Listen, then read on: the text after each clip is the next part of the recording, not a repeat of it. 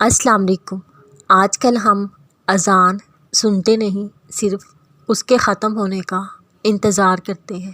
اللہ ہمیں اذان سننے، اس کا جواب دینے، اس پر نماز باجماعت ادا کرنے کی توفیق عطا فرمائے، آمین۔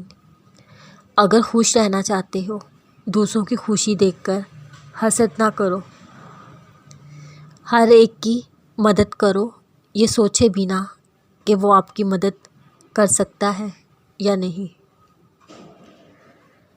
سوچ اچھی ہونی چاہیے، کیونکہ نظر کا علاج ممکن ہے لیکن نظریے کا نہیں۔ تسبیح اور وظائف میں بہت بڑا فرق ہے۔ اللہ نے قرآن میں کہا، کھڑے بیٹھے کروٹوں کے بل اللہ کو یاد کرو۔ نہ کوئی پوسچر ہے، نہ کوئی رولز ریگولیشن۔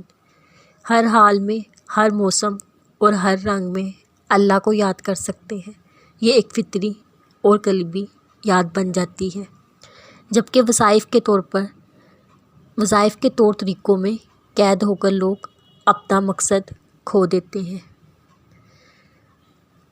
لوگوں پر 3 احسان کرو، نفع نہیں دے سکتے نقصان نہ کرو، خوش نہیں کر سکتے تو رنجیدہ نہ کرو، تعریف نہیں کر سکتے برائی نہ کرو۔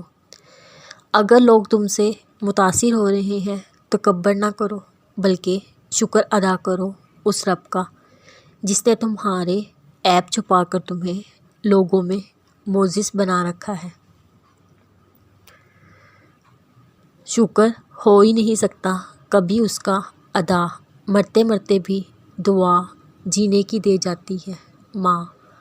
بندے کا بندہ بننا مشکل ہے، نہ پیر بننا مشکل ہے نہ فقیر۔ اللہ پتھر کے پہاڑ میں بھی انگور پیدا کرتا ہے۔ اللہ ہر چیز پر قادر اور مہربان ہے۔ حضرت علی رضی اللہ تعالیٰ عنہ نے فرمایا، 3 طریقوں سے پریشانی خوشی میں بدل جاتی ہے۔ خاموش رہنا، خاموش رہنے سے پریشانی کم ہوتی ہے۔ صبر کرنا، صبر کرنے سے ختم ہو جاتی ہے۔ شکر کرنا، شکر کرنے سے خوشی میں بدل جاتی ہے۔ اور وہی تو ہے جس نے 2 دریاؤں کو ملایا، ایک طرف کا پانی میٹھا خوشگوار، دوسرا تلخ بدمزہ ہے۔ اس نے ان دونوں کے درمیان ایک پردہ اور مضبوط آڑ بنائی۔ جنت کی 2 بڑی نعمتیں، ایک اللہ کا دیدار، دوسرا حضرت محمد صلی اللہ علیہ وسلم سے ملاقات۔ یا اللہ ہمیں دونوں نعمتیں نصیب فرما، آمین۔